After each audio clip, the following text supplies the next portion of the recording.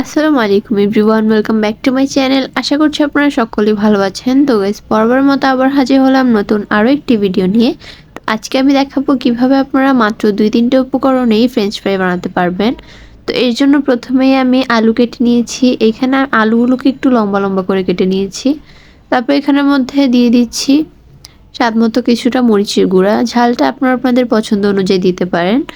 যারা ঝালটা একটু বেশি খান তারা বেশি দিবেন।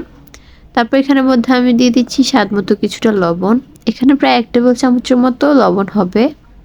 তারপর এখানে আমি অ্যাড করব কর্নফ্লাওয়ার। কর্নফ্লাওয়ার দেওয়ার ফলে কিন্তু আলুর ভিতরটা অনেকটা সফট হবে আর বাহিরের অংশটা অনেকটা ক্রিস্পি হবে।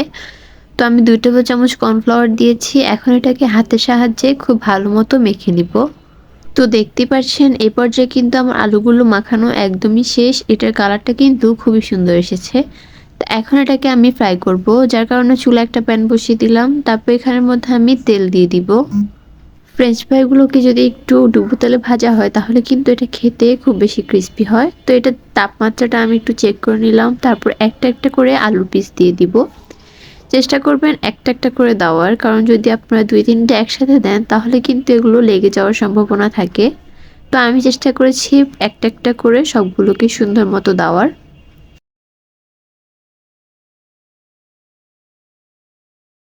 সবগুলো দেওয়ার পর দেখতে পারবেন যে এটা কিন্তু কিছুটা নরম হয়ে আসছে। এ পর্যায়ে কিন্তু বেশি নাড়াচাড়া করব না আমরা।